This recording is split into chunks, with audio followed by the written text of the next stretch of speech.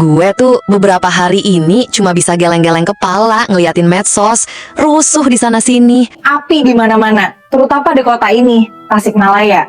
Dan di tengah semua itu, muncul satu postingan dari akun gosip. Akun lambe yang ngasih teori. Katanya rumah-rumah pejabat yang dijarah itu sengaja ditumbalin, sengaja dikorbanin, biar aparat punya alasan buat gebukin demonstran, biar demonya dicap anarkis.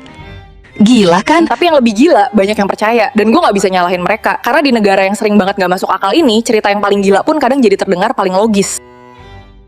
Pertanyaannya bukan lagi apa yang terjadi, tapi kenapa kita bisa sampai di titik ini. Mari kita bedah. Kita semua marah, tapi kemarahan ini bukan kemarahan yang tiba-tiba. Ini tuh bola salju, udah ngegulung lama banget dari puncak gunung kekecewaan. Dan sekarang bola salju itu nabrak kita semua. Kenapa bisa ada bola salju ini? Karena ada jarak antara realitas kita, rakyat biasa, dengan realitas mereka yang ada di atas sana, di istana. Ada Sebuah benteng yang mereka bangun sendiri dengan beberapa lapis filter. filter pertama, lingkaran dalam. Presiden itu nggak baca WhatsApp kita. Dia dengar dari menteri, dari staf ahli, orang-orang yang kerjaannya seringkali cuma satu, asal Bapak senang. Filter kedua, data statistik. Pemerintah bilang inflasi aman terkendali di 5%. Keren. Tapi ibu-ibu di pasar teriak harga beras naik 30%. Filter ketiga, dan ini yang paling bahaya, gaya hidup. Mereka nggak ngerasain apa yang kita rasain. Sesederhana itu. Nah, dari balik benteng inilah lahir kebijakan-kebijakan ajaib. Tunjangan rumah 50 juta sebulan buat DPR. Buat mereka, itu logis. Buat kita, itu penghinaan. Dan mereka bahkan gak sadar kenapa kita merasa terhina. Itulah sumber apinya. Oke, jadi kita punya kemarahan yang sah. Bola saljunya nyata. Tapi, di tengah jalan, ada yang aneh. Tiba-tiba ada kelompok gak dikenal bakar halte. Tiba-tiba ada yang menjarah toko. Tiba-tiba live streaming susah. Medsos dibanjiri video kekerasan. Persis kata guru gembul, ini kabut perang, kekacauan yang sengaja diciptakan untuk mengaburkan segalanya.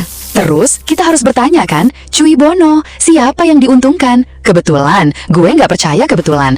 Menciptakan kabut perang sebesar ini butuh sumber daya, butuh koordinasi. Dan disinilah analisis Raymond Chin jadi masuk akal. Ada kemungkinan ini orkestrasi. Ada sebuah faksi, sebuah kelompok, entah siapa, yang melihat bola salju kemarahan kita ini sebagai kesempatan. Kesempatan buat apa? Mungkin buat goyangin kursi kekuasaan, mungkin buat tes ombak darurat militer. Gue nggak tahu. Yang gue tahu adalah kemarahan kita yang murni itu dipinjam, dipakai sama orang lain untuk agenda mereka sendiri. Kita dijadiin pion. Sakit kan?